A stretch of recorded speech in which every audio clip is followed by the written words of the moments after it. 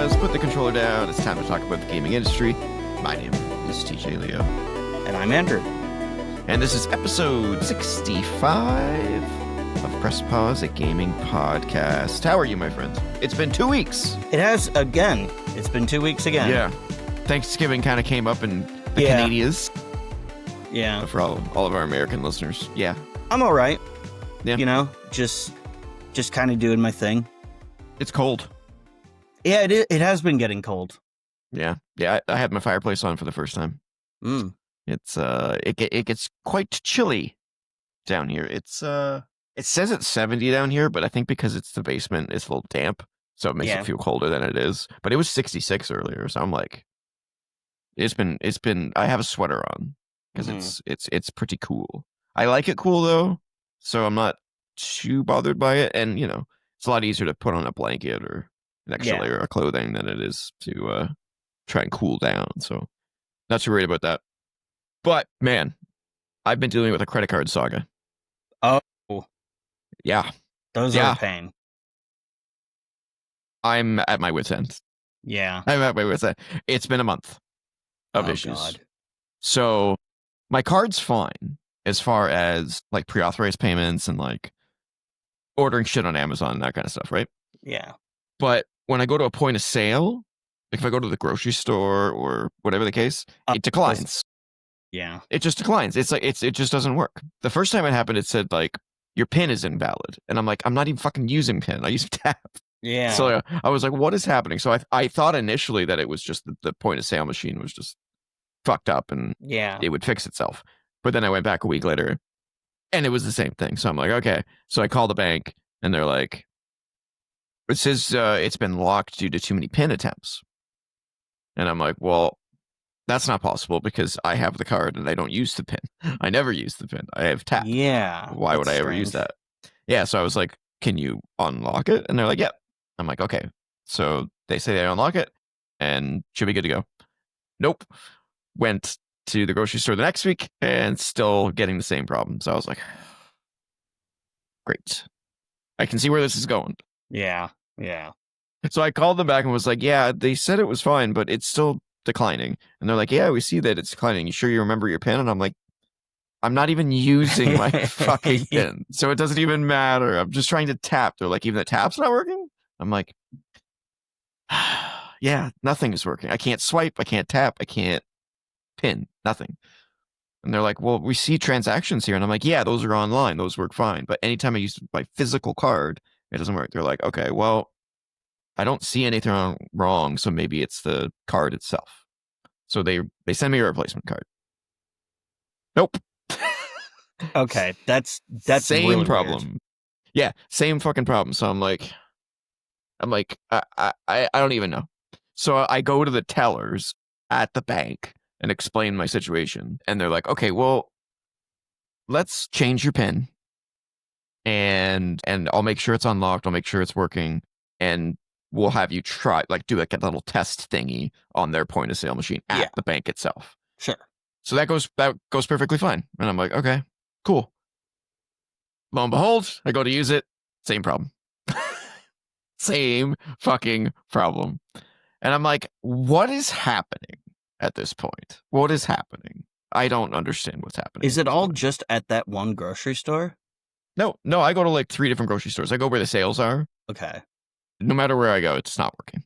Yeah, you're like my dad. You hunt for the sales. I mean, I'm on a super budget, so I have to. No, that's understandable. Yeah.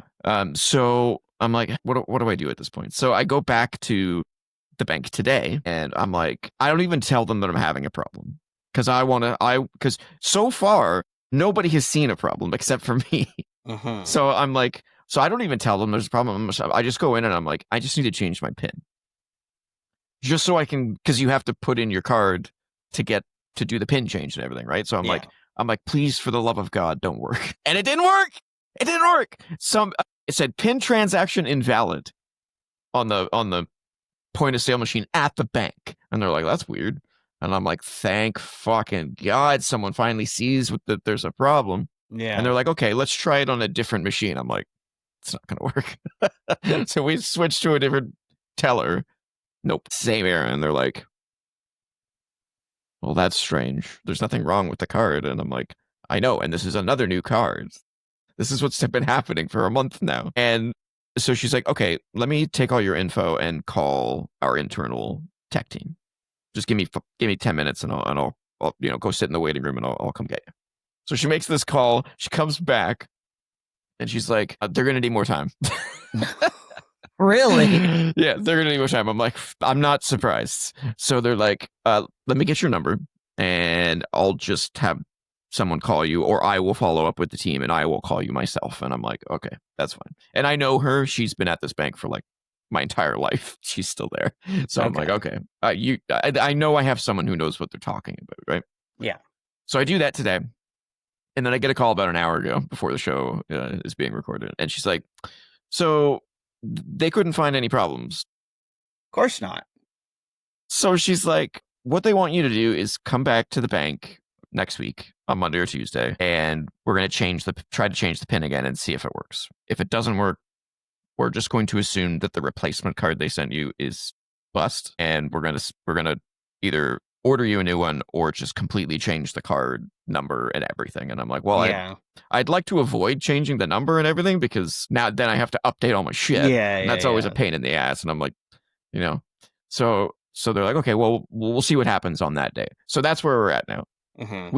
Week 5 since the saga began, have not been able to use my card for the whole 5 weeks at any point of sales. So I've had to use my debit card. Yeah, I just use my debit card. Well, so here's the reason I use my credit card is because you have to pay a yearly fee for your debit card for however many transactions you get, like unlimited transactions for however many dollars a year it is, or you pay per transaction or whatever you want to do, right? So I'm like, fuck that. I don't want any transactions. I'll just do a la carte or whatever you call it, pay as you go, right? Which, because I don't use it, and I'll use my credit card, which I don't have to pay for, and I get cash back at the end of the year. So every November, I end up getting like $250, $300 just from using my credit card. And I don't pay interest because I just pay it off when I get home, online banking. So like I go buy something and then I go home and I do a transfer from my bank. So they don't charge me any interest on my credit card because my credit card's always at zero. So it's basically like I'm cheating the system essentially. So yeah, so so now I don't know what I'm going to do. If you are way better with your money than I am. I normally am. I definitely got myself into some trouble when I was not at home, and I need to like stay in that mindset. Yeah. Like this mindset. Yeah. Because the bank didn't make any money off of me for like the first 15 years that I had a credit card. No interest paid whatsoever. And they were paying me out $250 to $300 a year. Yeah. So I was like, that's the way to do it. Yeah. That's the way to do it. You figured out a way to make the system work for you. Yeah, exactly. So yeah, that's been my month at this point. I didn't think to mention it on the show because I was like, oh, it'll be fixed this week. No. So, week 5, and that sounds to me, and this is purely speculation.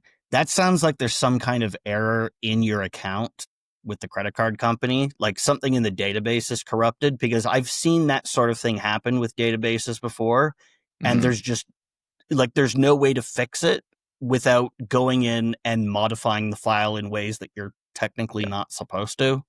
Yeah, which is probably why they are thinking just give them a new card, basically. Transfer everything and just give them a new card. My thought is that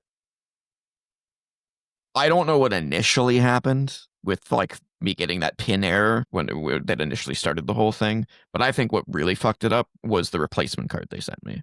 I think that they didn't, somewhere in the system, whether it be at the credit card company or the bank or something in the point of sale system, the old card didn't get deleted somewhere in the code. You know what I'm saying? Yeah. Like 2 cards are in there. So whenever I go to use it at a point of sale system, they're like, wait a minute, there's 2 cards in here. That's not right.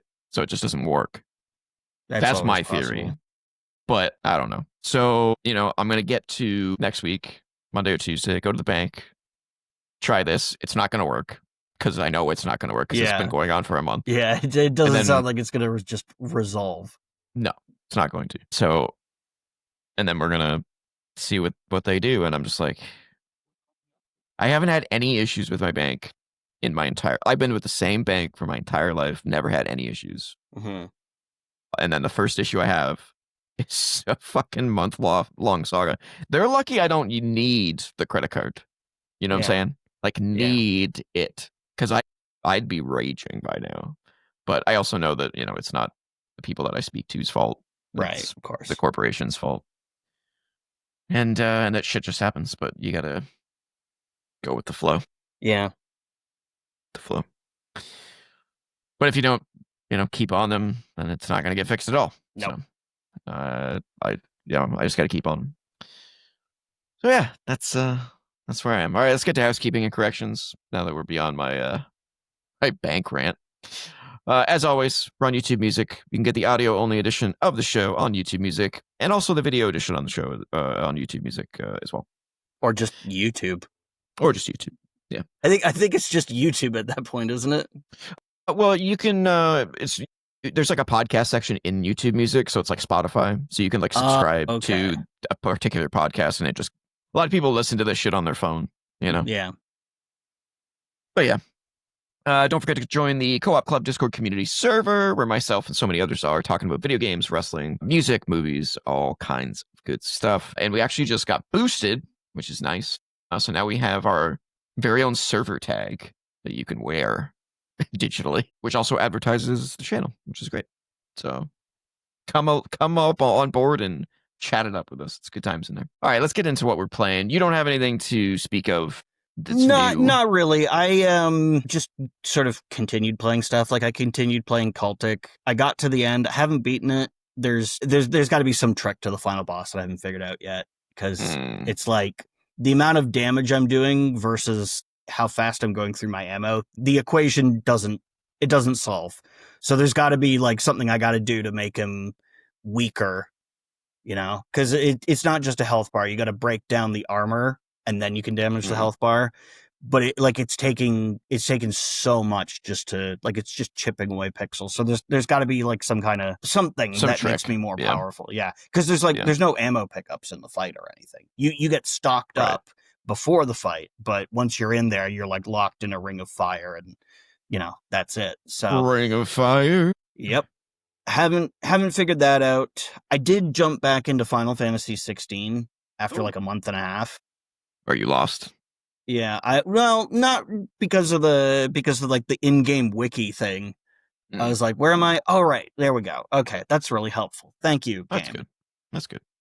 I needed a break from that, though. I think it was good that I took a break from it, because the combat gets kind of monotonous from the moment-to-moment stuff.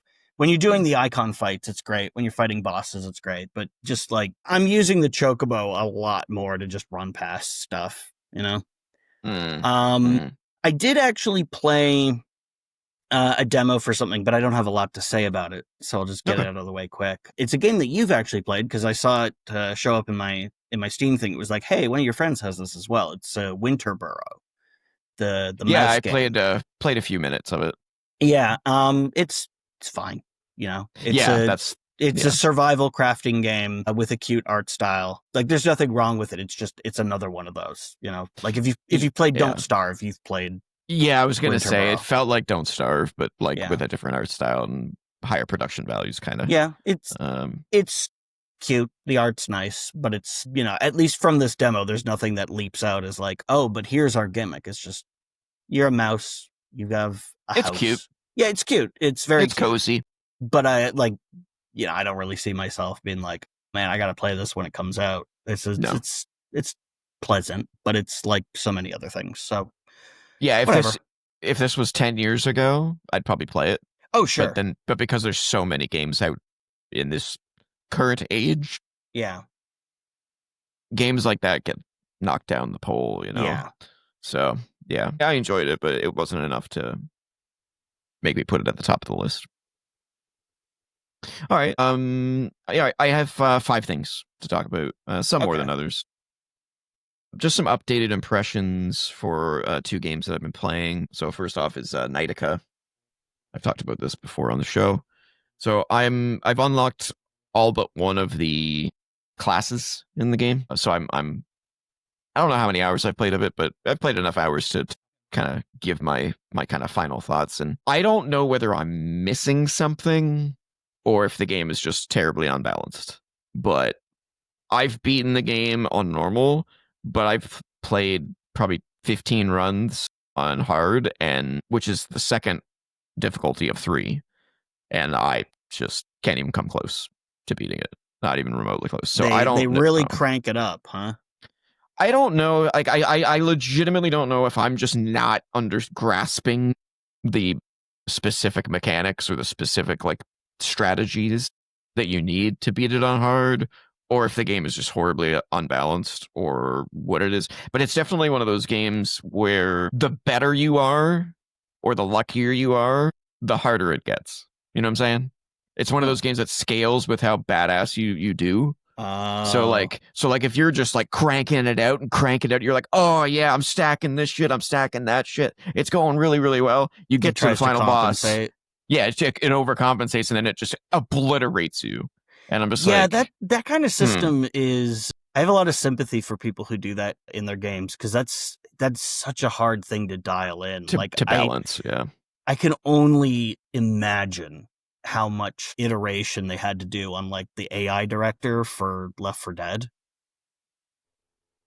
Yeah. Because it's just, because it works. A lot of fine tuning. Like that's the thing is the AI director in Left 4 Dead works so well that it means that, it must have gone through so much refinement.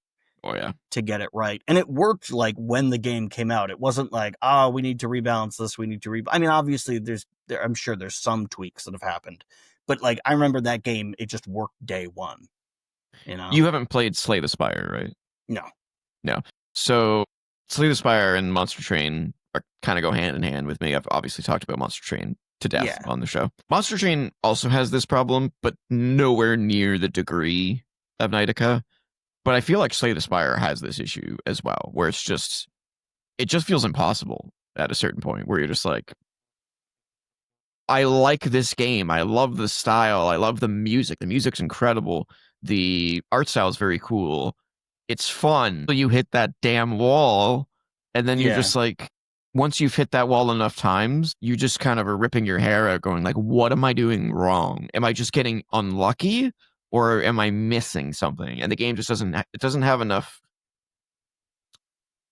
I don't know. There's a lack of tutorial. There's a lack of teach going on where it kind of makes you figure it out on your own. And so I'm assuming I'm just missing something. I'm just not getting something. I looked up tips and tricks online and stuff like that, but like they're so complicated because this is not an easy game to I can just looking at it. This seems like the kind of game where there's like a million different ways you could do things.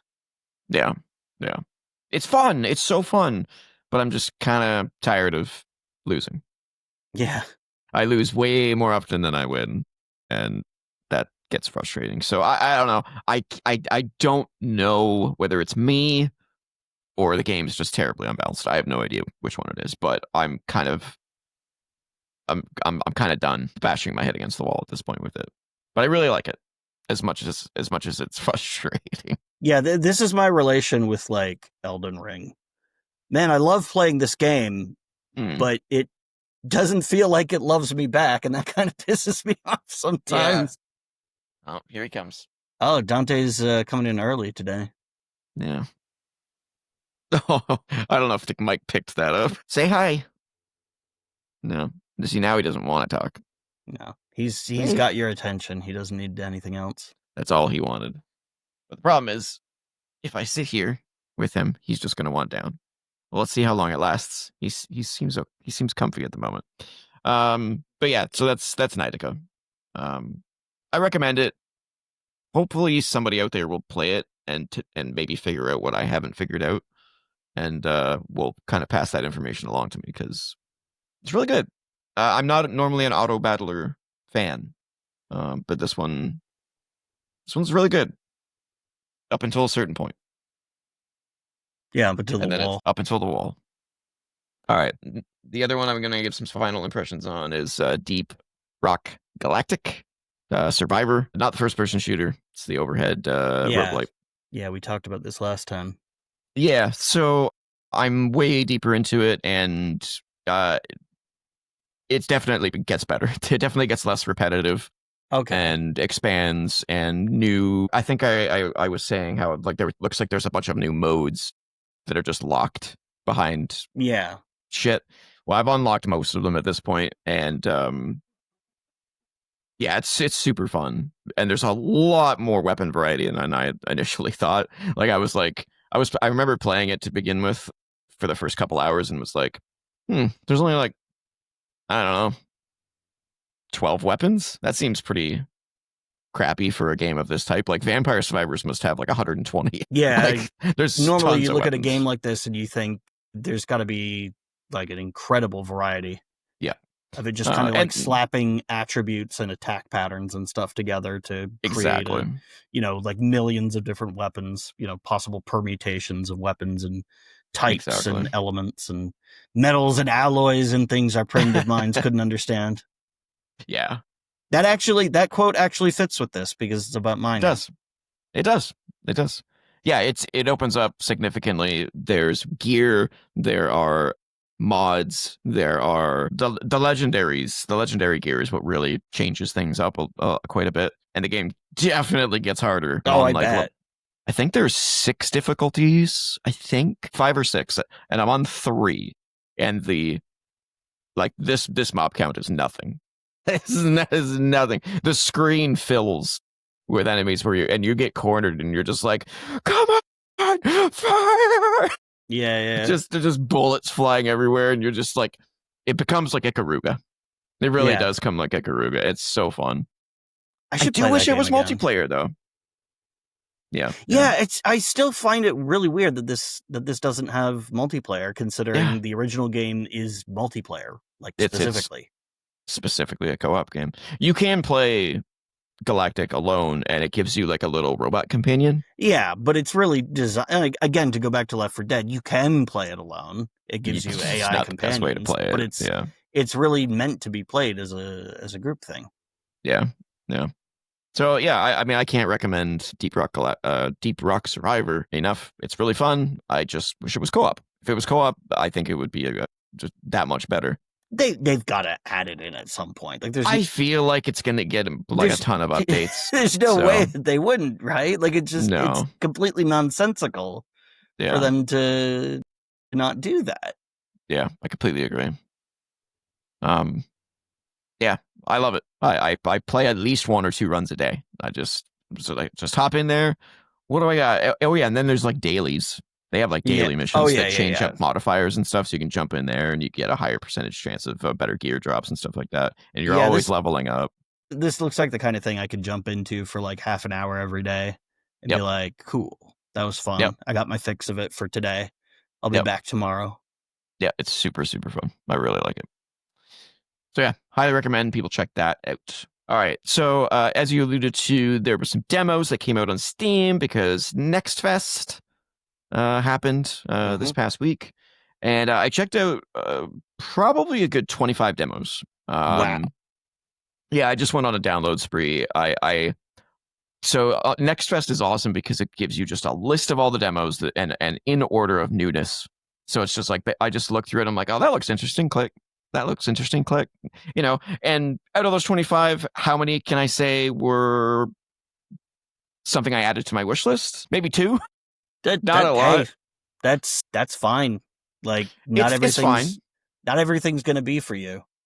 Yeah, and certain Next Fests have been better for me than others. Last Sure. Next Fest, I must have added 20 games. Like it was just, I was like, holy shit! Like this was a great Next Fest. This one felt a little more C grade level of quality for a lot of these games, That's fine. which is fine. Developers have to start somewhere. Mhm. But there was a few that I played for like 10 seconds and was like, oof. Mhm. Yeah, Yeah. that happens. Okay. All right then. But then there Sometimes was you just others. know right away. Yeah, sometimes you know right away the quality's just not. It's just not there, or it's not a vertical slice. It's like a slice of like their pre-alpha, and you're like, Yeah. okay, I don't know if this needed a demo. Not quite yet, but yeah, Yeah, I there's played quite such a a thing few as of too them. early.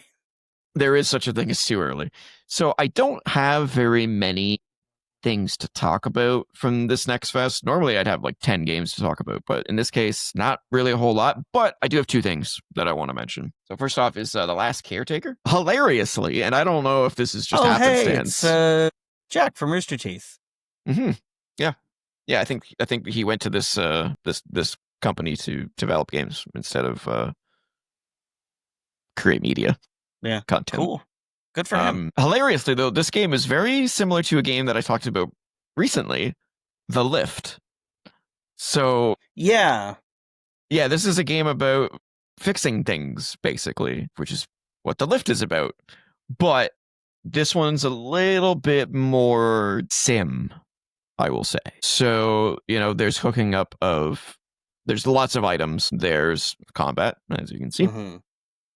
There is resource management. You have to hook up cables, as you're seeing here, to, like you're basically on a boat, and you have to power the boat with gas. You have to power the boat with water or electricity so that you can charge yourself, because you're a robot, so you run on electricity too. So your battery meter is basically slowly going down, kind of like honestly, you could probably equate it to like a sleep meter. Yeah, sleep like or a survival game. whatever. Yeah. It's So a meter that needs to be filled. It's a meter that needs to be topped up every so often. And so you have to make sure that that's always coming in. The demo is just the prologue of the game, which is you waking up. Everything's gone to shit. All the robots are dead. You're the only one left. And it's all about exploring the facility and then hooking up the boat and launching the boat. After that, the demo ends. So I don't know what it's like to like drive the boat around. Like, I don't know if it's like raft or like, it doesn't give you like a real good idea of what the game is after that, which seems like it's a little strange, because it's like, that seems like it's probably the core of the game. Yeah. is exploring the world with your boat. So, and then there's like underwater, like it seems like the demo maybe, I don't know. It's almost like there should be 2 demos. Kind of like Final Fantasy 16, I think it was, that you played, where there was like that prologue demo, and then prologue, and then it jumped ahead a bit. Yeah, I feel like there should have been something that jumped ahead, so I could kind of get a better grasp on what the game actually entails. But it seems fun. But again, it's very much more sim. Mm-hmm. If you understand what I'm saying there, whereas The Lift feels like a puzzle game. Does that make sense? It does, actually, because I know that these guys, back when Rooster Teeth existed, they did play Raft on their Achievement Hunter channel. So if Jack's working at this company now, there's probably some influence there. Like, it wouldn't surprise me at all. Yeah, I mean, not being able to drive the boat. Yeah, that does seem like a weird thing to not have in there. But like, maybe they're still refining it. Maybe it could be early. I don't know what ready to show off yet. What is the Last Caretaker? Does it have a release date? Oh, November 6th. So a couple weeks away. Yeah, I hope it's refined then. Yeah, I hope it's refined. Yeah, I don't know why they're hiding that behind the demo. A little strange, but it seemed cool. It's on my radar now. It is on my wish list to kind of keep my eyes on. It's gorgeous. Especially the water effects are just absolutely beautiful. You don't see it a whole lot in this trailer. Is this single player only, or does this have From what I understand, it's single player. Yeah. Okay. It's basically like Subnautica in that sense, where you are the last caretaker, as it were. Yeah, I'm kind of interested to see more of it. I just didn't get enough of it, but it seems cool. I definitely am more interested in The Lift, because The Lift is a little bit more focused than this. This is, again, more sim. Yeah. And open-ended and maybe a little bit more complex, whereas The Lift is very much a handcrafted. Yeah, it's a means to an end for a story. Yeah, exactly. Yeah, it feels more handcrafted. But we'll see. We'll see what this how this does. But it definitely seems cool. And then I don't have much to say about this next one, but I couldn't not mention this next one. It's called The Final Sentence. Have you heard about this? No. So this is hilarious. Okay. The easiest way to explain it is a battle royale typing test game. So if you fuck up too much.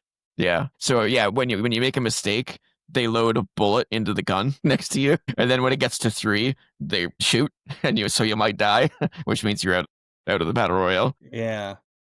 and only one person can win. So it's basically whoever types the fastest without making the most mistakes. Because when you make a mistake, you have to go back to the beginning of the line every time, I and the would be bullet goes in the gun. fucking terrible at this, by the way. Well, I had no competition. Really? So I don't know if it shows it in the demo. See the meter at the top? We'll see if it shows it again. There's a meter at the top, and it shows you your position. Because everyone is typing the same thing. Yeah. So you have to get to the end of what you're typing as quickly as you possibly can. And there's also like a 4-minute timer as well. It's so funny. And I'm number 1 the whole time. And I get to the end, and I think number 2 is like 25% down the bar, like way far away. I'm a horrible typist. I fat finger keys all the time. No. I didn't used to. I don't know what happened, but it was like at some point, suddenly my coordination for typing moved off by just like a few millimeters, and now I'm hitting between keys. Yeah. Maybe keyboard companies like change the size of the keys slightly or something. I have no idea, but for quite a while now, it's just like I'm constantly backspacing and fixing stuff. Yeah. No, and a lot of mistakes still get through. Yeah. No, it's one of the main points on my resume is the last time I checked, I had a 117 words per minute with 98% accuracy. Yeah, on a typing test. If I got to that many words per minute, my accuracy would be considerably lower. For me to be like a 9.8. Yeah. Yeah, I played about 10 matches of it, and it's very shallow. It's just a typing test game, right? Yeah. So there's nothing to it. You're not you it's you just are a leveling fun up, idea. but like, yeah, it's just a fun idea that someone had, and it's I'm honestly very fun. surprised it took this long for it. Me like, too. In retrospect, it's like, oh, of course, like that seems so obvious. How did nobody look now? at Typing of the Dead and make something else? Yeah, in this Mario amount of time. teaches typing. Navis Beacon teaches typing. It's been a thing for a long time. Yeah, and it was really cool too because it's not a demo technically; it's a playtest. So the game has nothing but just that. That's the only thing in the game right now. There's no modes. There's leveling up, but you don't get anything for it. So it's very much it feels like a proof of concept kind of a thing where they're like, will people like this? And if they do, what do they want from it? But it's cool because when you uninstall the game, it automatically links you to a survey that you get to fill out and give them feedback about 15 different things. And so I filled it out as much as I could. I was like, yeah, I'll give you guys as much, constructive criticism as I can possibly give you. Like, I basically just thought it's shallow. Like, something else needs to be added, like modifiers or like cheats or something. But it is tense though, because it's not great at showing this in the video. But you're basically in a darkly lit room with everybody else at these typing tables under these lamps. You can kind of see there. And as you're typing, if someone fucks up too bad, they get killed. So like every so often you're gunshot, bang, and a burst of light out of in a burst of light. You're like, oh fuck, someone's dead. Keep going. Don't be distracted. It's so funny. And the longer it goes, the more of those shots you hear. It's so and then winning is great because when you win, your character flips off the robot that's next to you. He's like, yeah, fuck you, I won. And then all you hear is it's dying. It's so funny. It's so clever, and I recommend playing it just to experience it. It's just funny. Where they can go with it, I don't know, but we'll keep an eye on it. It's pretty funny. All right, and then lastly, I've been playing Death Stranding 2. Yes. I recorded myself playing the prologue. I haven't released it yet. That will be something that comes maybe next week. Obviously, I have to avoid spoilers here because I know you're going to play it, and so many other people haven't played it. I'm enjoying it. I'm about 20 hours in, give or take. It feels way bigger than the first game. What do you know about the game? I know only what they showed in the trailers that they released. Okay. So like anything that's in this video, I have seen this. Okay. Yeah, I'll be careful with what I say. So it's fun. It is more Death Stranding. So if you like Death Stranding, you'll like this. If you've played Death Stranding 2 or 3 times, you might have a little fatigue playing this game Yeah. because it is so similar that at times I was like, I was kind of expecting something more from this game than what I'm getting. It does take way too long to get to new stuff. The prologue and the sort of the introduction deliveries that you do take a little bit too long to get to anything new. It's pretty much just like playing Death Stranding without half the stuff that you had in the first game. But they introduce a lot of the stuff from the first game at a pretty regular clip. So you kind of get to a point where you were in the first game towards the end of the game pretty quickly. And then they start adding new stuff. Okay. But that being said, the new stuff that they've added is not like revolutionary or like it's not game changing. It's just more options, basically. And for anyone who's played the first game, you probably know that you probably stuck to the same several key items and didn't really dick around with the other 50% of the game because it was just like, well, this is working for me, so I don't really need to go use this grenade or this whatever. You know what I'm saying? Yeah, I didn't use like the hover things all that often.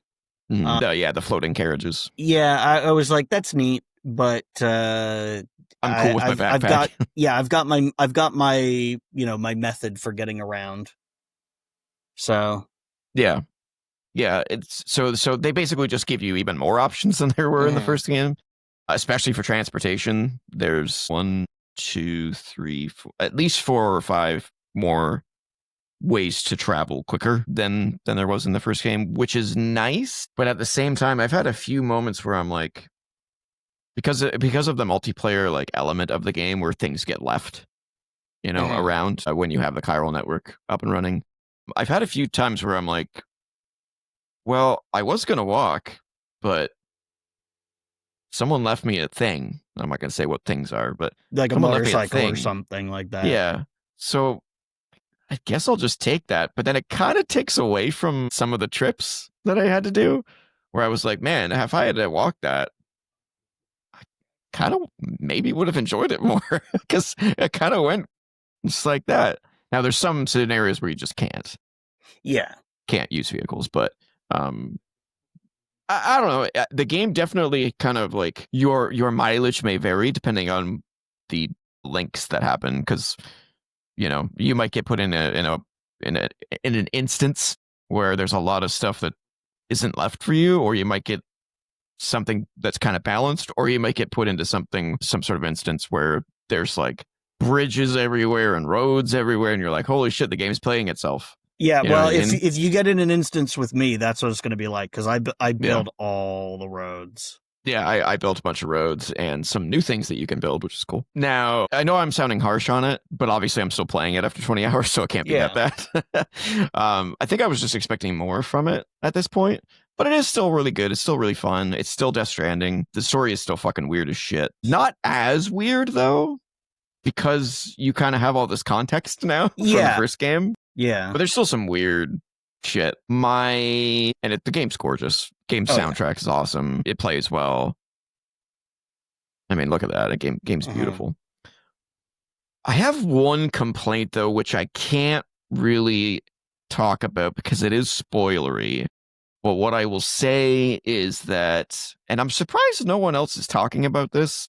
I haven't heard anyone complain about this, but there's a bait and switch in this game that really disappointed me. And I'm not talking about like in the game a bait and switch. I'm talking about if you watch these trailers, there's something that you would probably be expecting that doesn't happen. And that's about as far as I can go. I think I might know what you're talking about because there was a trailer that showed a thing happening, and then there were other trailers that suggested that the thing didn't happen, and I was very confused about that, which is one of the reasons I'm like, I want to find out what's going on with this, because that seems like a big deal to do or to not do. For those that don't want to hear Andrew's theory, or skip ahead a couple of minutes and That way, it won't hear anything. I'm kind of curious what you think it is. Well, there's one trailer that very clearly shows Lou being killed, but then also like coming back as a what do they call them? The ghost things. BTs, BTs, right. beach things. But then there's also trailers where Lou is just fine and with you at a point where in the previous trailer she was dead. So I've no idea what's going on with that. I can clarify that for you if you want. If you don't want me to, then I won't. We can just leave it. I'll find out Okay. when the game comes out on PC. Okay. It's probably not going to be too long now because it's been out on PS5 for what, like 3 months or something. I forget exactly when it came out. I would bet on it having a year exclusivity, but Yeah, we'll see. but I mean, I got other stuff that I need to play. You know. Oh yeah, for sure. Yeah. So there is a bait and switch in this that really disappointed me, and I was like, that's not what I kind of expected, and it's not what I wanted. So it was kind of a letdown in that regard. Unfortunately, I'm not going to be able to beat the game because I'm borrowing it from the library, and I thought I would be able to beat it, but this game is way bigger than the first one. Death Stranding is long as shit. It took me a while to beat that. Yeah. So I think I have 5 days left, and I feel like I might be getting close-ish, but I don't think I'm going to be able to beat it. So that's a little disappointing because there's 5 people behind me waiting for it. Yeah. Which means if I have to go back to the end of the line, then I'm probably a good 5 to 6 months ish away from playing it again. But I do want to beat it because I do want to know. And stuff like this is creepy as fuck. Because I do want to see what the ending is and play through it. But we'll see how much I can get done in the days that I have left, which I don't know. I also can't seem to play this game for like huge stretches. I need breaks from this game. I mean, it can be an exhausting game to play because you're just you spend so much time doing sometimes just running one delivery. Sometimes you just kind of need a break. Yeah. So we'll see. But like I said, I'm enjoying it. I was expecting something different, but it is what it is. It's very difficult to go to other games after playing such a polished, gorgeous, attention to detail oriented game like this. Because just everything is crafted down to remember in the first game when Sam goes to take a shower. Well, in this game, you still don't take a shower. It's basically exactly the same. But sometimes he'll hit the hot button and sometimes he'll hit the cold button. Yeah. Depending on how he's feeling. And when he hits the cold button, you can see the fucking goosebumps. Yeah. On him. Like, that level of detail is crazy. Yeah. So, it's just, I play that and I go play Nidica and I'm like, or Banishers especially, and I go, man, the budget difference is crazy. Yeah. So anyway, hopefully I'll be able to have a final review next week, maybe, if I can manage it, but we'll see. All right, that's all I got. Andrew. Do you know what time it is? Is it letter time? It's letter time! It's letter time! And we have a new writer! Ooh. A new writer in. Lorcana Rappel. I don't know if that's like a legit name or if that's means something. Maybe it's an anime. I don't know. Lorcana Rappel. Is it Lorcana, that like Disney card game or something? Yeah, it is. And then Lorcana Repel. Lorcana Rappel. No. Writes in and asks simply, what game have you played through completely the most times? Or, what game have you replayed the most times from beginning to end? That's a tough one. Yeah. I don't know which specific game I've played through from beginning to end, but I can definitely give you like my top 3 probably. Final Fantasy X, which is crazy because that game. Yeah, that's a long one. It's a long one. Chrono Trigger.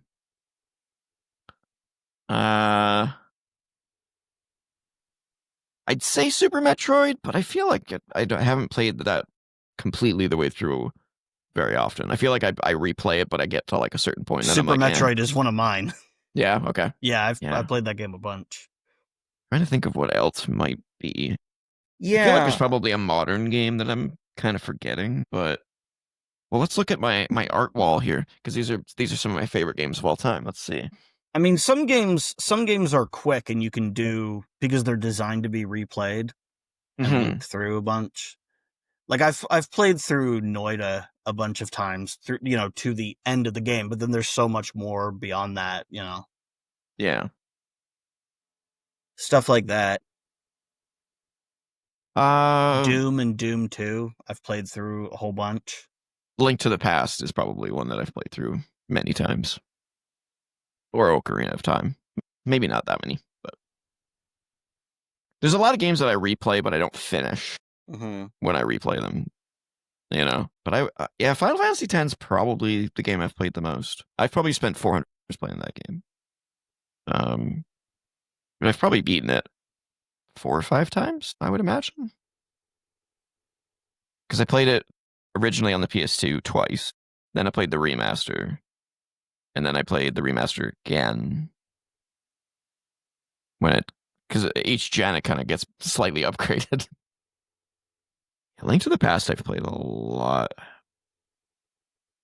I think it might be Chrono Trigger though. I've played that game a million times. I feel like it's just so good. So other than Super Metroid, do you have any that you've played through? And Doom? Anything else? I'm just trying to think of stuff that like stands out as having run through it fully more than others. Yeah. I can't really think of anything, but it's usually the short stuff that you can go through Yeah. really quick. Mega Man X, maybe. Probably played that quite a Yeah, few stuff like times. that. Yeah. I know there's something modern that I'm forgetting, but it's tough. Oh, Last of Us I've played through many times. That game's just so good. The second one, no. The first one, yeah, I've played that game many times. The second one's just so dark and depressing. I can't play it more than once. I'm bringing it up again, but does Left 4 Dead count? Because I've run through all of those campaigns like a million times. That's All probably the right. one. Yeah. Yeah, I don't know. It could count, I guess. Yeah. Yeah, I don't know. I don't know. It's tough. But thank you for the question, Lord Kana Repel. Yes, thank you. Appreciate the write in.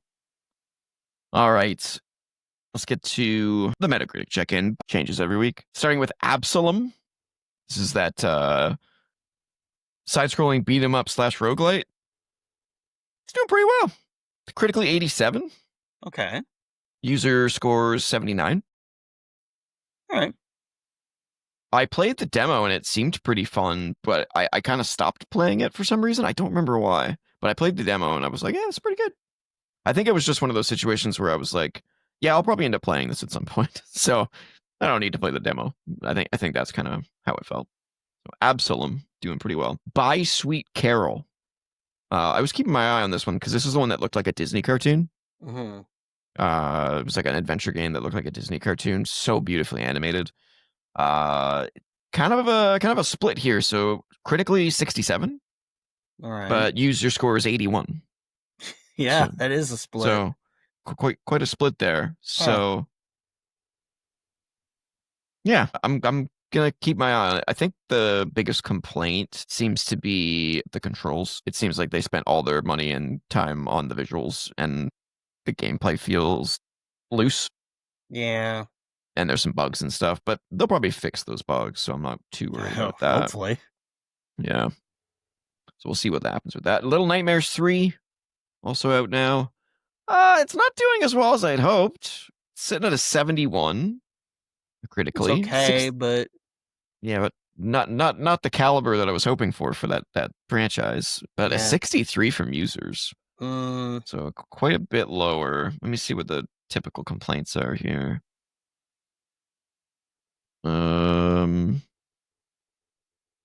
If I had to lack of guess, polish. I would say that it's probably because it's by different people. maybe It it doesn't is. it does Yeah. just doesn't feel the same, and people aren't liking it as much. I played the demo and it felt very Little Nightmares-y. Okay. Remember, the only thing that I was complaining about was like the empty rooms. Yeah. Yeah. Yeah. So I don't know. Oh, there's a few people complaining about how short it is. Looks like it can be beat in less than 3 hours, Wow. which is pretty short. I don't remember how long Little Nightmares 1 and 2 took. I know they're not long games, but Yeah, they're they not don't priced fully. they don't seem like they'd be games that were super long. No. They are fairly challenging, but yeah. Well, I'll be able to give my thoughts on this game because I'm definitely going to play it. Like I said, I love Little Nightmares 1 and 2, so I have to give this a try. Battlefield 6, doing quite well. We'll get more into that in the news. But critically 83, score 78. Okay. I'm not sure what's bringing down the 78. My best guess is that it's probably just Call of Duty players that are just Review shitting on bombing it. Yeah, Maybe. that would be my guess. But yeah, if you like Battlefield, sounds like you'll like this game. I heard the campaign is super short though, which doesn't surprise me. Yeah, when they even bother to put a campaign in those games on you. Yeah, these days. exactly. Ball cross pit, ball X pit. I hate when they do this X thing. Just stop it. It's not a crossover. It should be used for crossovers only. Bulks pit. Yeah. Pronounce it like that to spite them. Bollocks pit. Bollocks pit. It's doing really well. Sitting at an 84 critically and a 93 users. Wow. Score. Well, I played it on Game Pass. It is a brick attack roguelite.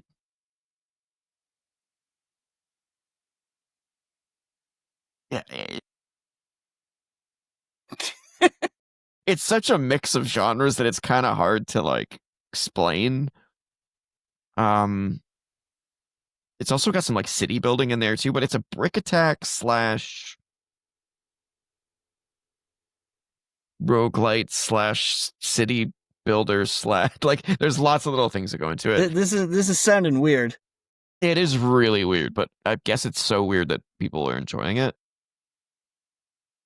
You know what I'm gonna do? I'm actually gonna look up footage of it right now, just so because Sure. the words that you're saying, they don't mean anything to me. Like when you put them together. Yeah. Because what do you mean? It's a roguelike city builder. So like when you do the, it's so hard to explain. So the brick attack element of it is you are shooting balls or cannon balls up at these creatures that are coming towards you, brick attack style. And if they get to you, they do damage. So you gotta eliminate them before they get to you. Mm-hmm. And they also drop XP, like the blocks, which are monsters, drop XP, which you level up, and then you get just like in a roguelite, you get a bonus of some kind. The balls change into certain weapons, like they cause bleed effects, or like they explode when they bounce a certain amount of times, or like stuff like that.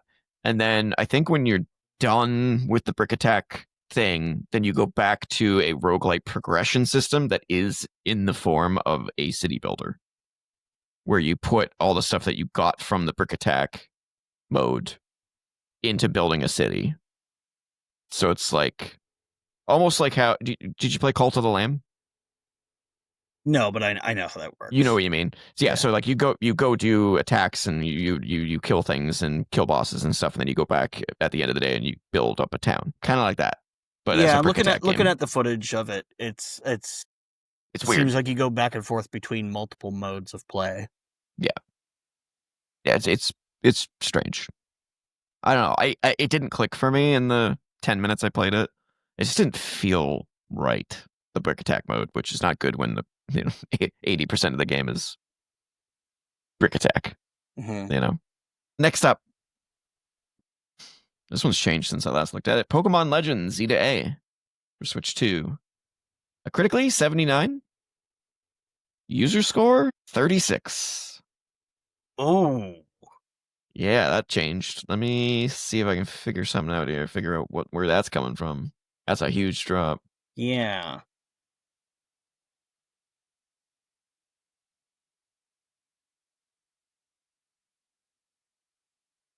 That definitely sounds like a review bombing thing, because very few games, even really bad ones, get that low naturally. So people are complaining about the graphics, which is obvious. The game's ugly, but what Pokemon game is pretty at this point? What 3D Pokemon game is pretty at this point? It only has one save file. That kind of sucks, Yeah. but that's also kind of a Pokemon thing. Uh-huh. The megas, I'm assuming the mega evolutions for some Pokemon are locked behind mystery gifts or online trading. Ooh, that's not good.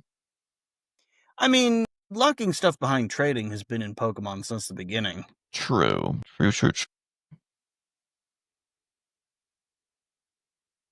It's there to encourage people to trade, so seems weird to complain about it now.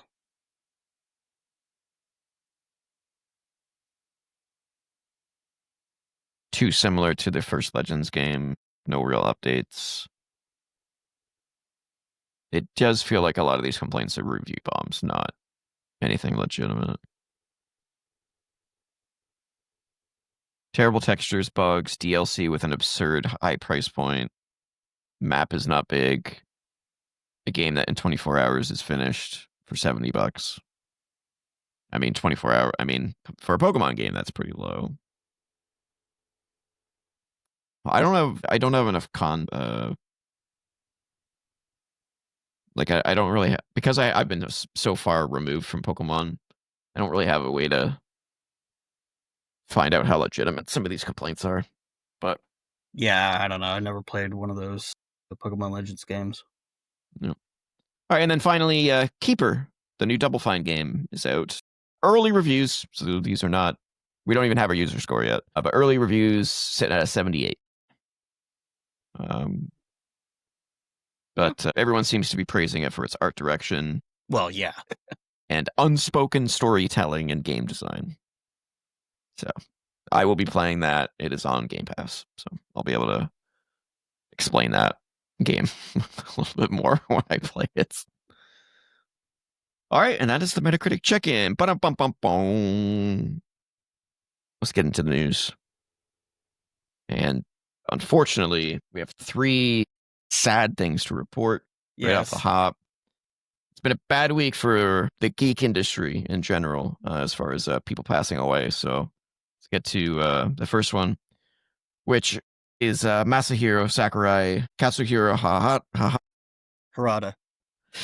And more Japanese video game developers have paid tribute to the dead or alive creator Tamanobu Itagaki. Tomonobu Itagaki. Got it. Who died aged 58. He actually made a post on his Facebook page before he passed away, which is crazy. From the translation, it sounds like he entrusted that message to be put out. To be put out after his death. And it reads, "My last words, the flame of my life is finally about to be extinguished. The fact that this message has been posted means that the time has finally come. I am no longer of this world. I entrusted this final post to someone important to me." There you go. "My life was a series of battles. I kept winning. I caused a lot of trouble for others too. I'm proud that I fought to the end following my convictions. I have no regrets, except I am extremely sorry that I could not give all my fans a new game. That's the way it is, so it goes." I'm not sure how he passed away. Have you heard anything about that? Because No, 58's pretty young. I don't know. I don't know if they've put that information out there. Doesn't look like it. But obviously very sad. He's a legend in the industry. And, he's pretty much responsible for Dead or Alive. And what's the other big one? Ninja Gaiden. Yeah, Ninja Gaiden as of the 3D one. The reboot series starting on the Xbox. Yeah. Yep. Yeah, man, he was a real character. I'm trying to remember what interview it was, but it was like somewhere he was asked like what his least favorite games are, and he listed like all the games he listed off were like it was like Tekken 1, Tekken 2, Tekken 3, or like Virtua Fighter 1, like basically just shit talking other fighting games. Of course he did. Yeah, that's just the kind of guy he was. I think his last game was Devil's Third, which didn't go over well, I don't think. Could be wrong. Could be something else he worked on, but I'm pretty sure that was it. But rest in peace, sir. Thank you Mhm. for your contributions to the gaming industry. Another kind of involved in the gaming industry, yeah, albeit a one-hit wonder, so to speak, was D'Angelo, the musician, died at 51 after a battle with cancer. He's the man behind the Red Dead Redemption 2 track Unshaken, which I definitely know because when I played that game, that song stuck with me so much that I added it to my Spotify playlist. Beautiful song, amazing song, and I instantly recognize it with the game at this point. Which I know I'm not a big fan of the game, but that doesn't take away from the beauty of the game.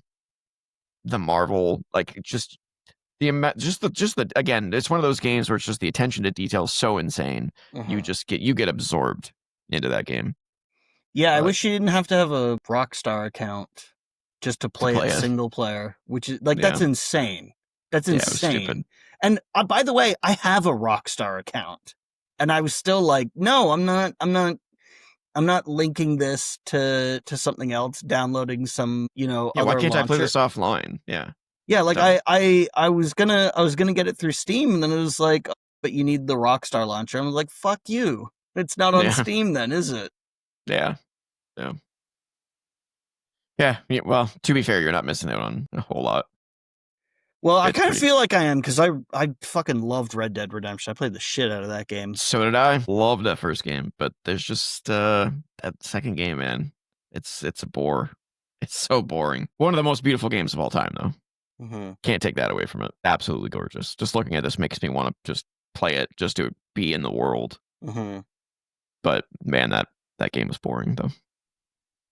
But, Unshaken was an absolutely amazing song. Definitely go check it out. Again, Unshaken by D'Angelo. Great song. Rest in peace. Cancer sucks, as always. And then this one. Crap, man. I just clicked out of it. Well, I'll just open up this one instead. Let's see. Can I zoom out? There we go. All right. Legendary movie poster artist Drew Struzan, I think is how Oh you say his yeah, name, yeah. I heard about this as well. died at 78 after a hard-fought battle with Alzheimer's. This is the man that's responsible for every amazing 80s and 90s poster that you can probably think of. From here's just a brief list of the posters that he made, and when I say the names of these movies, you can probably think of the poster pretty Hmm. quickly. E.T., Yep. Blade Runner, Hmm. The Thing, Yep. Shawshank Redemption, Yep. Big Trouble in Little China, The Goonies, Adventures in Babysitting. I actually don't Indi- know what the poster for that one looks like, but I do know the movie. yeah. Batteries Not Included, An American Tale, Five O Goes West, or Hmm. An American Tale, and then there was Five O Goes West. Cannonball Run, Coming to America, Dreamscape, Rambo, the first one. I think it was First Blood, I think it was called. Yeah.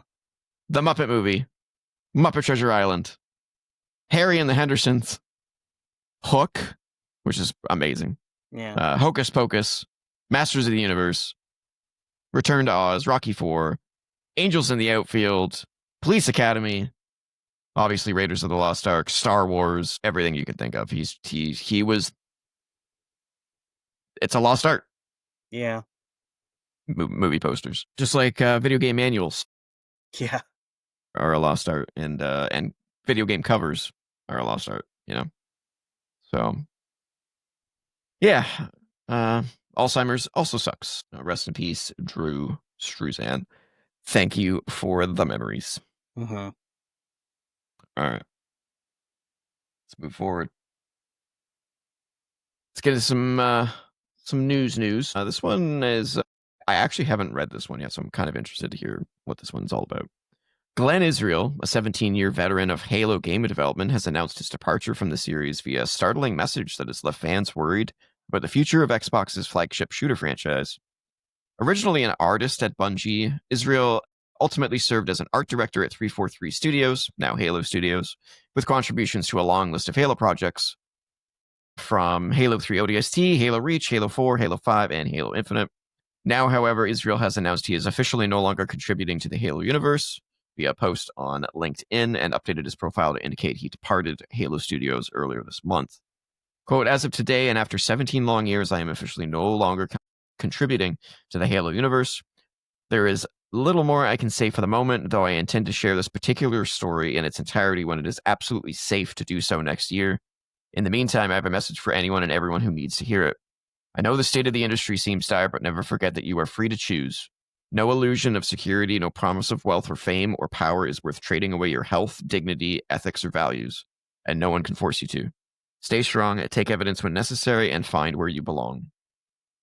Needless to say, Israel's statement has prompted concern and confusion among Halo fans at a time when the future of Microsoft's once emblematic series is far from certain.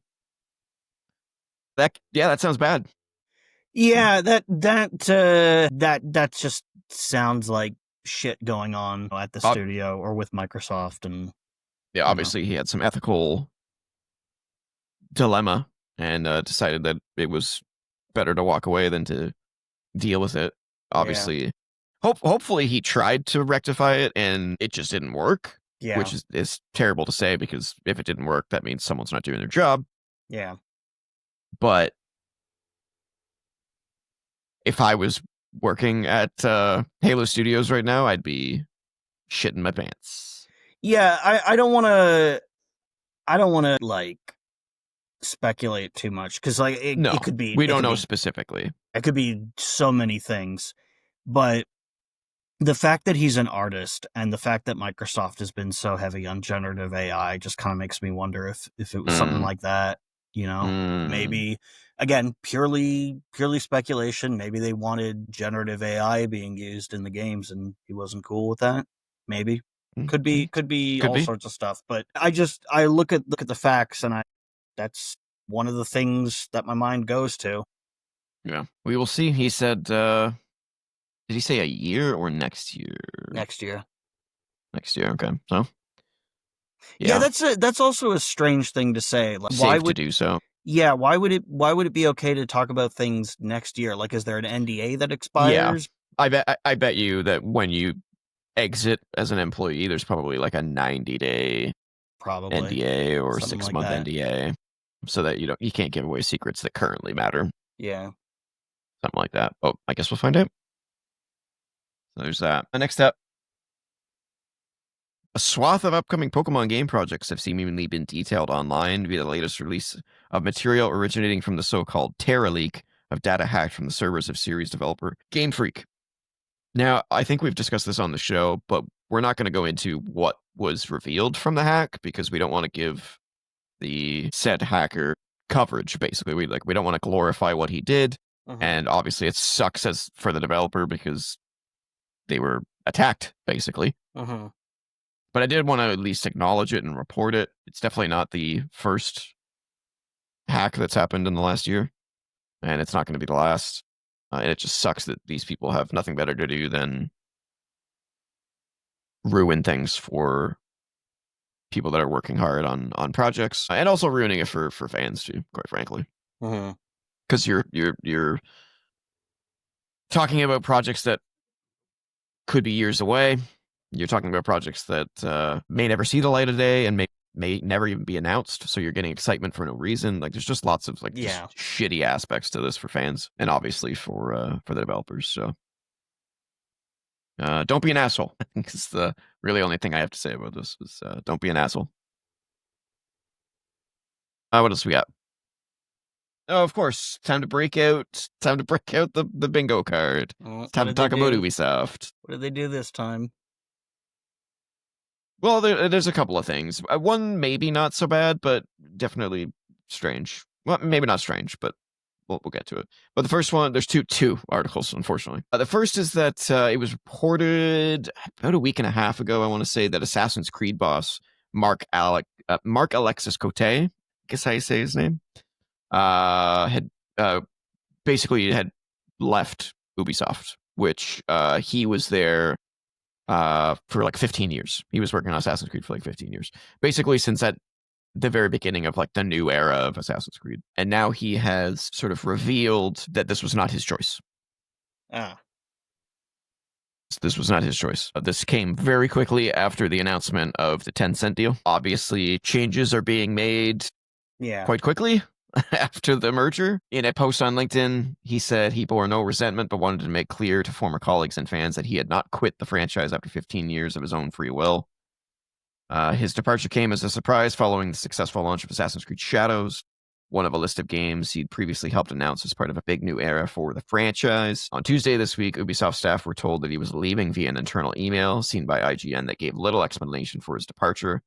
Instead, it stated that Vantage Studios, the new Tencent-backed business unit overseeing Assassin's Creed, needed a leadership team aligned with its core goals. Whatever that means. That's very corporate speak. Yeah. IGN previously reported that Cote was offered but declined another role within Vantage Studios leadership. Something Cote's a new statement also mentions. So it sounds like he was forced out. Yeah. Which I know very well because my dad had the same situation basically where they kind of tricked him into this other position. You know, they were like, you know, it pays a lot more. You won't have to deal with what you deal with now. It'll be refreshing, etc., so on and so forth. He took the job, and then it ended up being he basically adopted a mess, essentially, and that's why it came with such a high price point. And within a month, he was like, I can't fix this. This is so broken. It's this is bullshit, basically. And he's like, I need to go back to my other job. There's no way that this is not fixable. This needs to be wiped and cleared and start from scratch. You can't fix this. Okay. And they said, well, we can bring you back to your old job, but you'd have to start at starting pay. Oh, that's... And he's like, excuse me? And he had worked there for like 30 years. Oh, that's bullshit. So he was like, well, guess what? Bye. And he left. So it might be a similar situation that this guy's kind of dealing with. I'm sure we'll learn more because Ubisoft can't keep anything quiet. No, that information will come out at some point, probably. Yep.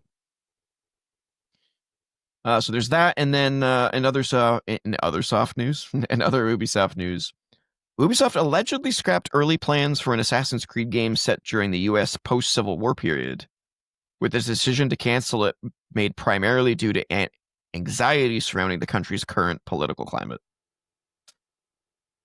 Which isn't super surprising. Yeah, but at the same time, it's like, come on, guys. Yeah, but at the same time, it's like, it's a video game, guys. Take a chill pill. I sure hope it was not super far in development. It says, while still in the concept phase, early work had been greenlit by Ubisoft bosses in Paris and was underway at Assassin's Creed Shadows development studio, Ubisoft Quebec. Set during the U.S. Reconstruction period, the game's story would naturally have dealt with issues such as the rights of former black slaves, racial violence, and fallout from the assassination of U.S. President Abraham Lincoln. Several flashback sequences were also planned to be set during the Civil War itself. I'm actually okay with this cancellation because they've already done Assassin's Creed 3, which literally has the assassination of Abraham Lincoln in it. Yeah, it does sound like that's ground they've already covered, so maybe it wasn't like the most critical thing to go back to. But like they shouldn't feel the need to cancel a game because like, no, some people might be pissed off about this. Yeah. You know, when it's just like we're making a game about, you know, a specific period of time. Provided that it's like, you know, tasteful. Yeah. Yeah. So, yeah, there's that. We have an update on the Light of Motirum lawsuit. Boy. Yeah, here we go. So Sony has asked the courts for a preliminary injunction against Light of Motirum maker Tencent to stop the Chinese megacorp from commencing pre-release promotion of the upcoming adventure game, filing its opposition to Tencent's motion to dismiss the high-profile copyright lawsuit. It comes after Sony accused Tencent of developing a knockoff game of Horizon Zero Dawn so blatant that the public loudly decried the obvious and pervasive copying of Horizon's protected elements, jeopardizing Horizon's continued success, including current expansions plans for the franchise. Wow, I can't believe I got through that without fucking that up. That was a long sentence.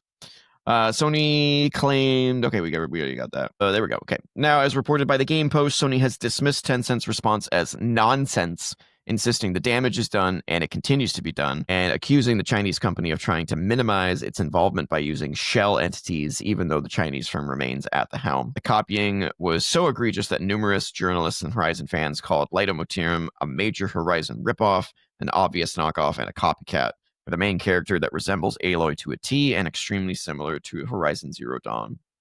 That's not all, though. As spotted by Games Phrase, Sony has also filed for a preliminary injunction in a bid to prevent Tencent from using a red-haired character in Leitomotirum, as well as other visuals or storyline elements close to that of the Horizon franchise. It hopes for the injunction to be enacted by the end of the year. Tencent, however, maintains that with a scheduled release date of Q4 2027, cannot possibly hope to demonstrate the immediate threatened injury that is a prerequisite of a preliminary injunction, given the game is so far from release. It attached declarations from a number of key stakeholders, including Guerrilla's head of music, blah, blah, blah, blah, blah, blah. So, yeah, Tencent, you're fucked, man. I just don't believe that they have any leg to stand on with this. I still have not seen anything that's like, oh, they got a point there. You know what I mean? Yeah, I mean, like, you just honestly, you just had to not make your robot animals look like they were pulled out of Horizon, and it probably would have been fine. Yeah. Yeah, so that'll be an ongoing story for a while, I think. Yeah. But maybe just cancel your game and take the loss by, because you're going to pay these lawyers a lot of money for no reason. Just don't see you losing. Or I don't see you winning. Redo the assets so that it's distinct enough. Yeah, I mean, it's already not coming out until the end of 2027. Yeah. So you have time to redo some shit. Weird. But yeah, stop marketing it. Take a break. It's not coming out for another year and a half. Or 2 years. 2 years? 2 years. Not coming out for 2 years. So fucking stop advertising. No reason to advertise when the game's not coming out for 2 years. All right. This one was kind of crazy. Quantic Dream has revealed a multiplayer free-to-play game. Yeah, oh boy. What? And it's got a terrible name. It's called Spellcasters Chronicles, which is about the most generic, terrible name for a free-to-play game I've ever heard. Mm-hmm. And my biggest question is, what? Yeah, this Why? does not seem like their thing. This is a left turn. This isn't just a left turn. This is a Yui. This looks like this kind of looks like Smite. Mm-hmm. This is actually the first time I'm seeing this footage. I saw the reveal trailer, but I didn't see the gameplay trailer. This is the gameplay reveal, which, yeah, looks like Smite. Except it definitely looks better. It's very, very beautiful. Well, Smite came out like a decade ago. They do have Smite 2, though, which looks very similar, which shocked me. I was like, huh, a new engine, and it looks very similar. Okay. Yeah, I mean, all these games look the same to me, though, quite frankly. Like, there's nothing unique about this to me. Yeah, I don't really go in for these kind of games. No. I mean, it looks pretty, but it's still a free-to-play 3v3 thing that is probably going to last about 10 minutes, and then no one's going to care about it. I'm not sure. I'm not sure what their line of thinking is. That name, man. When I saw that name, I was like, are you fucking kidding me? Yeah. Spellcasters Chronicles. Was that AI generated? It sounds like the kind of thing you'd scroll past on like the App Store. Yeah. Like what? What? These are the guys that are like narrative storytelling. I was going to say geniuses, but not really. But like that's the best you could come up with was Spellcasters Chronicles. Really? Okay. That's going to be a franchise. Not. Yeah. Fucking weird, man. And they're working on Star Wars Eclipse. Like, I'd rather see that than this thing. Yeah, they've still got that Star Wars game. Yeah. I don't know, man. I don't know. They also announced a new Dissidia game. but it's on mobile. Yeah. I haven't seen the. Oh god, yeah, it looks mobile as fuck. I want an actual Dissidia game. Yeah. I enjoyed which Dissidia was it? Can't remember the name of it. Maybe it was just Dissidia. Maybe it was just the first one. Yeah, on the But PSP. uh,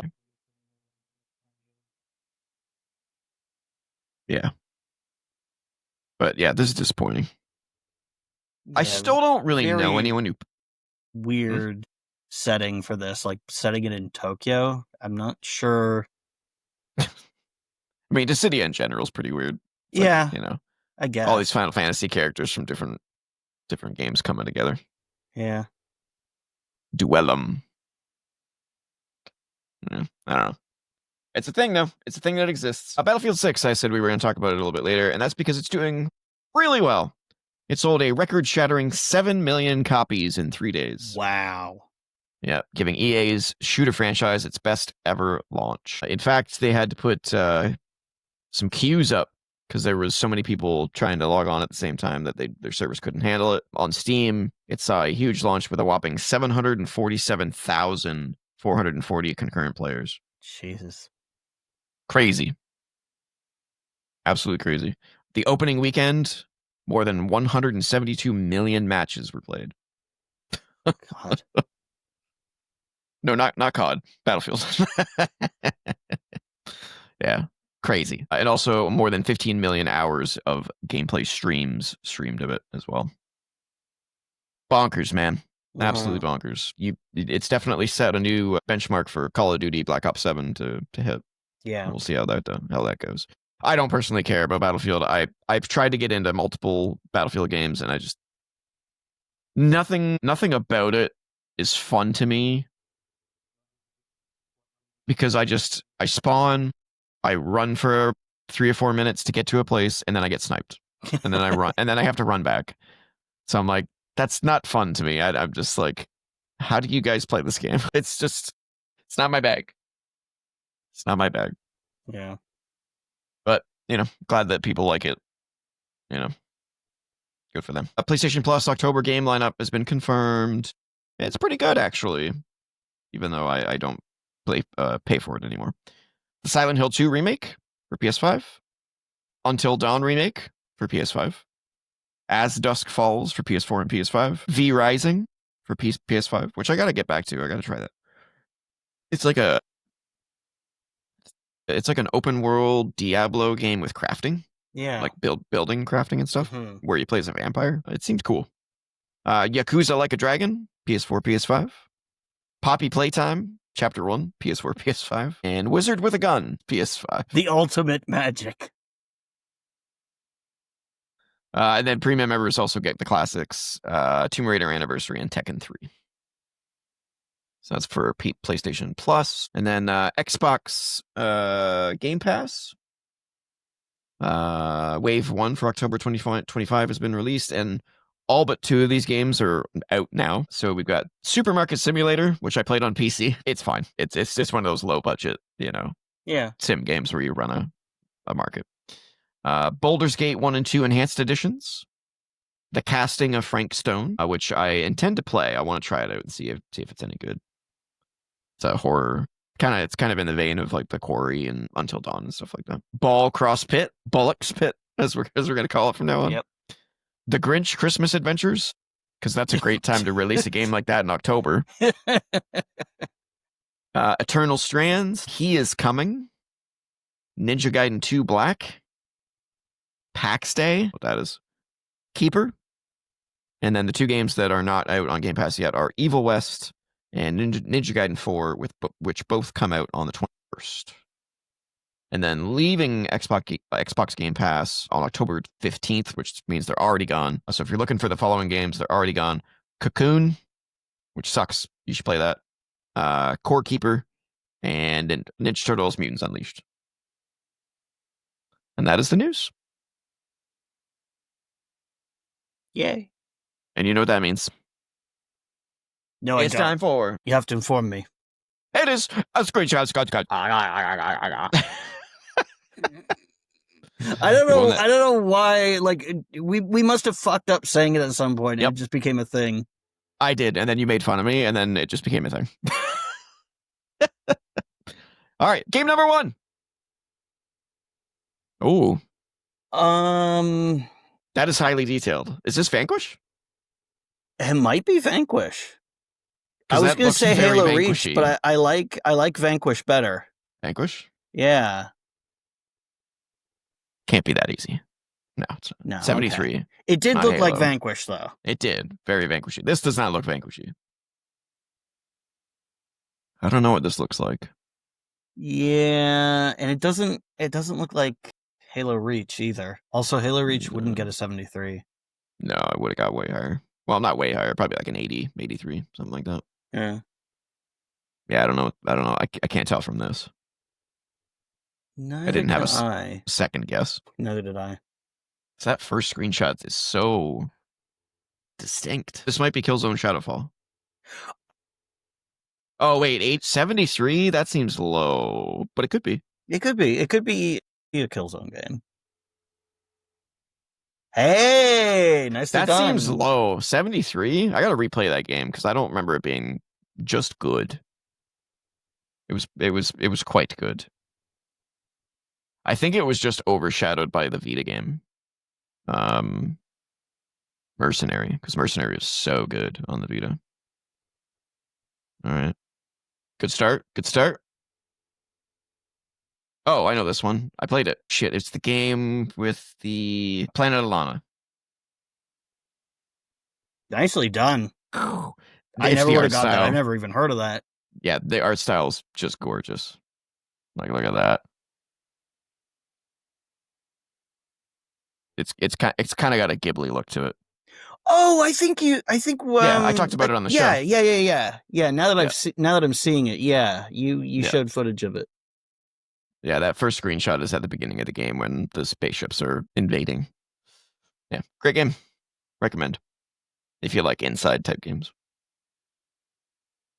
That looks familiar. I mean, it looks like maybe some kind of volcano area.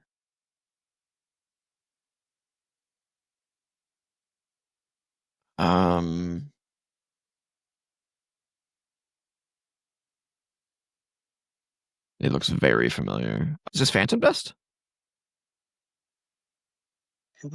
Maybe. Give it a try. No. 78%. Is that a person? I don't know. It looks like a knight standing at a computer terminal, which is weird. Yeah, I don't know what this is. Not yet. It does look RPG-ish, though, doesn't it?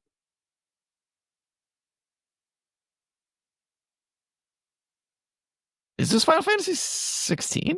No, there was no area like this. I don't think. And 78's too low. No. 360. Could it be too human? Yeah, could be. God, that game is bad. No? RPG turn-based tactics. Oh, Lost Odyssey? Oh, yeah, it is. Yeah, you're right. I recognize the character immediately. Yeah. The game was good. The only thing that was bad about it was the fact that it was on like 4 discs. It's like, Jesus Christ, guys. You couldn't optimize it better than that? 4 discs? All right. That game needs a remaster on 1 disc. It was pretty good. Ooh, that looks older. Try Steel Battalion. Humor me. Which one? Any of them. Just, no, okay. It kind of looked like a level from Steel Battalion. It's Resistance. Wow, nicely done. Yeah. It's You're the killing Chimera. it today. Yeah. You can see the Chimeras, they had like these little pipes that stick out their backs. I never played any of the Resistance games. I'm not surprised. They're locked to a PS3. Yeah. I cannot believe those games did not get remastered or like a remastered trilogy. That's crazy to me. They're quite good. They're basically like a first-person Ratchet and Clank. Yeah, That's I've heard that they're serious. fine. I just never played them. The only problem with them is that all three games are so different from each other gameplay wise. Like the first game is like a classic first person shooter with health and like, like find a health kit to Yeah, get your health back, that kind of thing. And then Resistance 2 goes to like the Halo style where the screen starts to fade. And then yeah. 3 is like kind of a mix between the two. It's very strange. They couldn't seem to nail a gameplay style. But they all have crazy guns and epic moments and stuff like that. So. Oh, this looks familiar.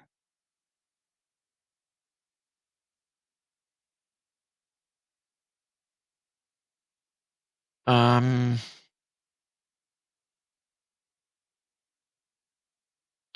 I don't know. I don't think I'm getting anything. Try Blood Omen 2.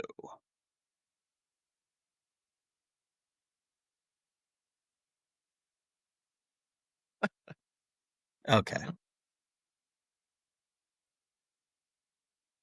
I don't know. Can't tell what that is. 71. Lots of 70s today. Mm-hmm. I can't tell what this is. Well, that doesn't help because 71 is about where I'd expect Blood Omen 2 to be, ratings wise. It was okay. It was okay. Yeah. Yeah, I don't know. Skip. Yeah. Oh, that's newer than I expected. Yeah, it is. Okay. I can't tell what I'm looking at. Yeah, I don't know. Maybe like some It looks like a glowing UI. skeletons or some shit. I don't know. I don't know. And is this like the top of someone's head? I think it's like the top of a barrel or something, maybe? Yeah. I'm not getting anything. Yeah, neither am I. Still not getting anything. Could it be Dishonored? No. I mean, I'll try it, but I'm 99% sure it's not Dishonored. Well, it's for what, PC or PC? Yeah, so it'd have to be Dishonored 2. Uh, Oh, it's Sticks. Oh shit, which one? Huh. Nope, it's not that one. There we go. I don't even know what this is. I think I brought this up recently. Maybe. It's like a Splinter Cell in like a Lord of the Rings time where you play as this goblin that's like Sam Fisher goblin. Oh, yeah. Yeah, see that? Yeah. It's actually kind of fun. It is difficult though.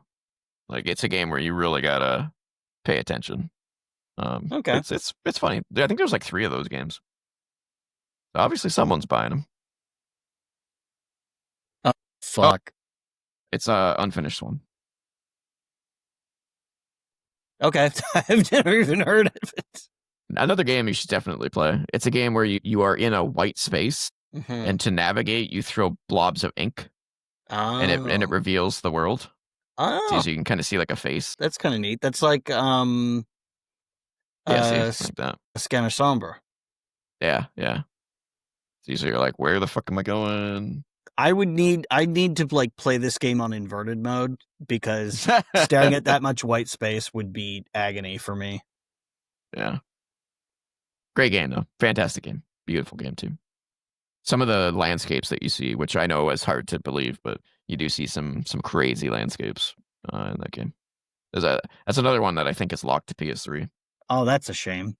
Yeah. It might be on Steam, I don't know. But I don't think it ever did. This looks older. Yeah, and it looks like it could be a lot of things. Dino Crisis? No. Dino Crisis wouldn't look this good. Good? Really? This looks like a pre-rendered background to me. Yeah, Huh? Dino Crisis doesn't have pre-rendered backgrounds. Oh, okay. I don't know what it is then. Yeah. Oh, it could be that new one that came out that's like Resident Evil, like Tortured Souls, I think it was called. Maybe. I haven't played it, but Tormented Souls. 81. Ooh, okay. Maybe it's Parasite Eve. Hey, there you we got go. one. Yeah, I never played this one. Really? I like it. I like this game a lot, actually. PS1 is like a blanket of Yeah. Didn't get to play a lot on PS1. It was kind of an era that I missed. Yeah, this was a weird one. There was a sequel too. Yeah, well, the sequel was just straight up like Resident Evil, like it's all real time. But the first one, you get into like random battles, and you run around. You have a meter that builds up, and then you can act. It's strange, but it's fun. Cool.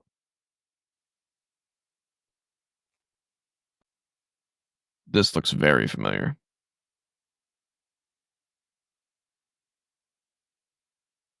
I'm getting two games coming to mind, but I don't know that it's either of them. I'm getting Last of Us 2 and The Order 1886. But I don't try The Order.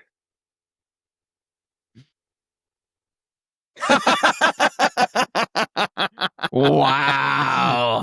Beautiful. Love it. Wow. I can't believe that. That took us about as long as it takes to finish that game. Yeah. Yeah. Yeah. That was not a good game.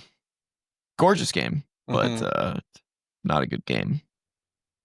Wow, I can't believe I got that. Got two games on my brain, and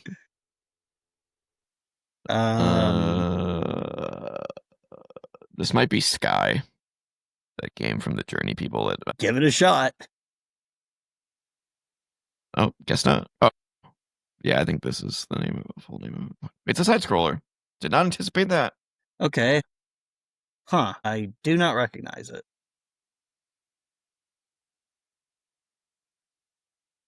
No, me either. It's kind of a basic art style, so I'm not. Kind of reminds me of the haunted houses from Super Mario World. Yeah, but obviously, like, but not. Yeah. It could be no, it's not zoomed in. Yeah, I don't know. Oh God. Oh Jesus, it's on everything. Yeah, I'm not gonna get this.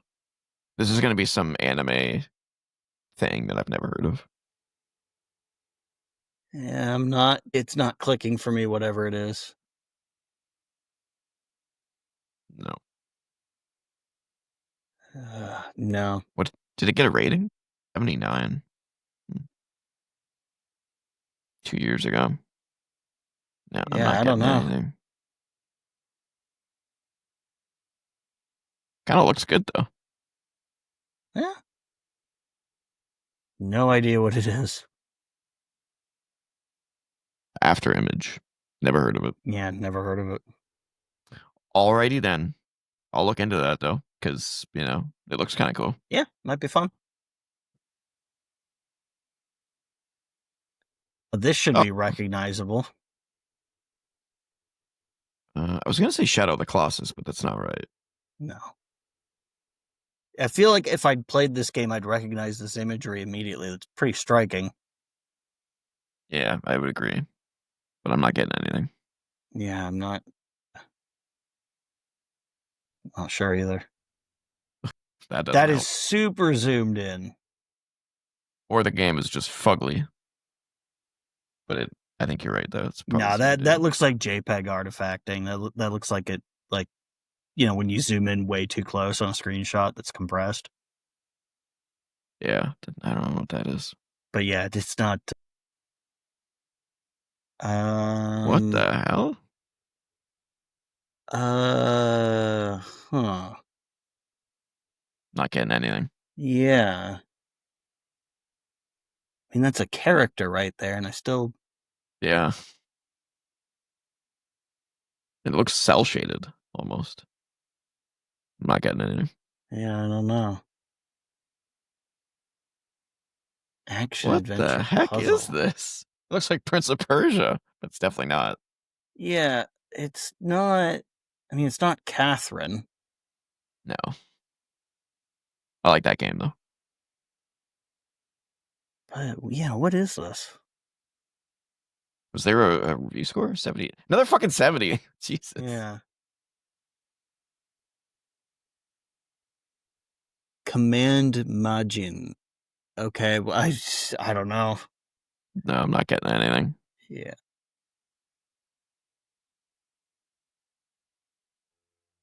Just had a little bit of trouble there. Yeah. Yeah, I have no idea what this is. It doesn't look too bad. Oh, wow. Okay. Well, another one we've never heard of. Imagine and the Forsaken Kingdom. Yeah, no idea. No idea. Wow. Okay. Cool. I got 2 games to look up now.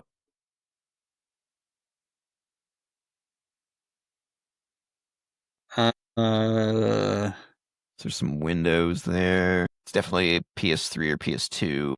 So I can see some like 2D sprite work there. yeah. I don't know. I think it's probably a little more recent than PS2. There's a lot of detail going on there. Yeah. PS3 360 maybe.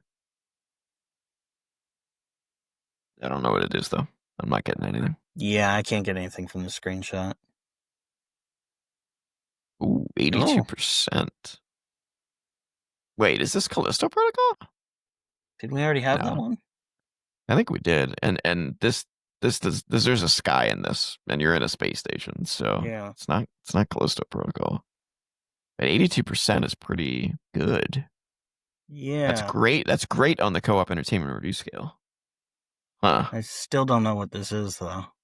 No, I'm not getting anything. Oh, it's Blacklist. Oh.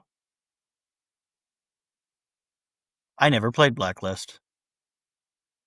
Uh, it's good. It was Ubisoft Toronto's only game. It's I mean, if you like Conviction, then you'll like this. Mm-hmm.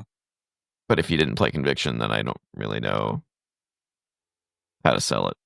Actually, I think I might have played it like co-op with you once. What was the Splinter Cell game that had the co-op campaign? Conviction had co-op as well. Okay, then I think I played that with you once. Yeah, Because I remember Conviction's my doing favorite. like synchronized kills and stuff. Yep. This has it too, though. But I don't know. I think it was most likely Conviction because I played the shit out of Conviction. I love that game. This one is technically better, but I just find the gameplay a little smoother. I dropped off after Double Agent. They made so many of those games so quickly. Conviction's really good. I recommend Conviction. This looks like it's got the Thunderdome in it. Yeah, like, well, what am I looking at? Are there trees? What am I looking at? No idea. Yeah.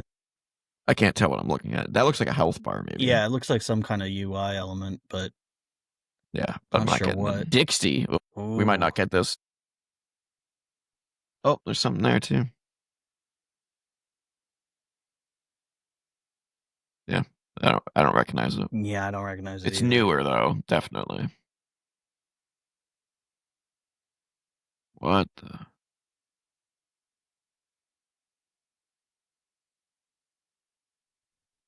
Yeah, I don't know what this is. I feel like I would recognize a creature like that. Okay, there's a lot of UI there, but I don't recognize it. Me either. Not even remotely. Oh no.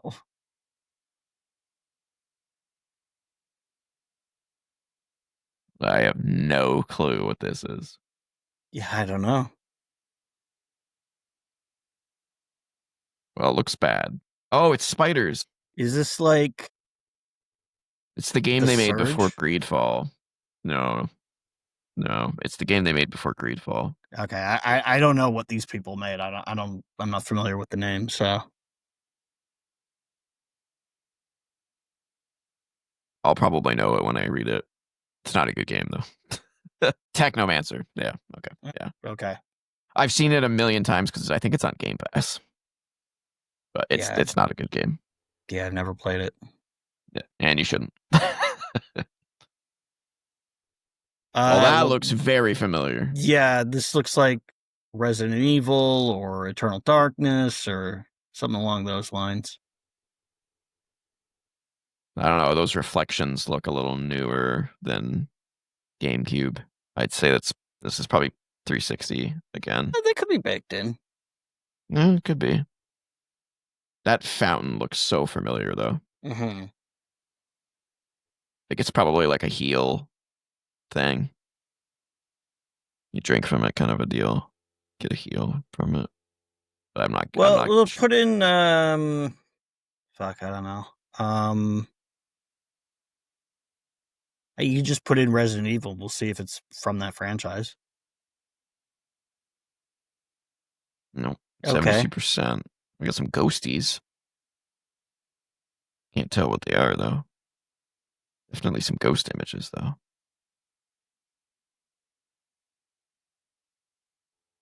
And we've had Murdered Soul Suspect before, right? I think so. I'll try it anyway because I don't have anything else. No. So PS3 exclusive?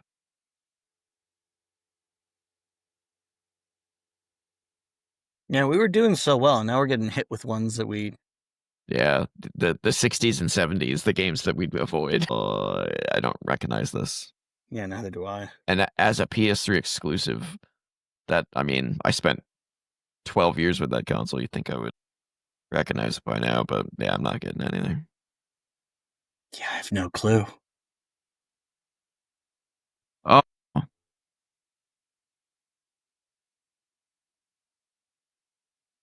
yeah, I know what it is. Fuck. Yeah, it's this game where you're this ghost girl and she only appears in the rain. I think it's something eyes. I don't know. Was it any good? It was like a 6 or 7 type game. 72. Yeah, that sounds about right. Oh, Beyond Eyes. I think that's it. Nope. Yeah, I know this game. I should know it. Yeah, and all the creatures that you're avoiding can only be seen when they're in the rain too. Fuck.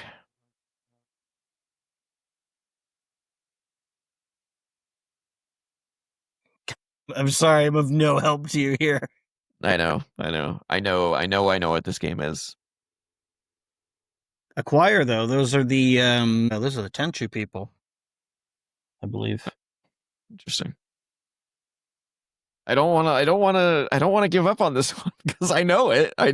This for the first time in a while now. I know this game. I keep thinking like behind those eyes or something along those lines.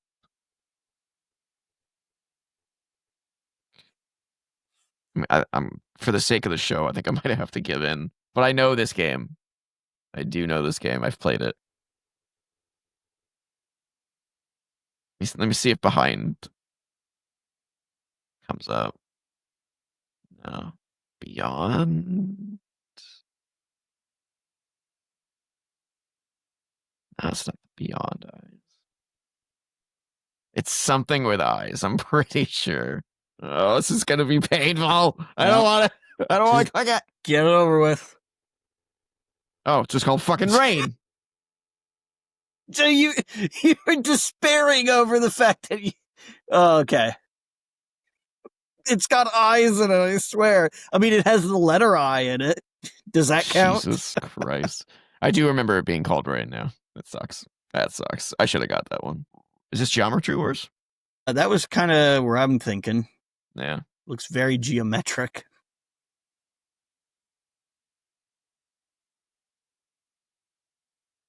Could be frequency or amplitude or. Give him a try. There you go. Made a comeback. All right. Yeah, that game made me dizzy.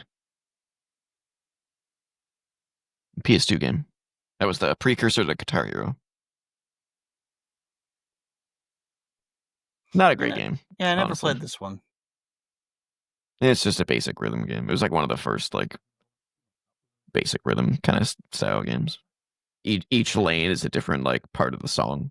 So like one's the drums, one's the guitar, one's the vocals, one's okay. Yeah. And as long as you kept it up, the whole song would play. But if you missed something, then that piece of the song would stop playing. So you'd hear like just the vocals and the drums and the guitar would be gone and stuff like that. So it was a cool concept. Yeah. But it just gave me motion sickness. I just can't play games like that. I think we got it all.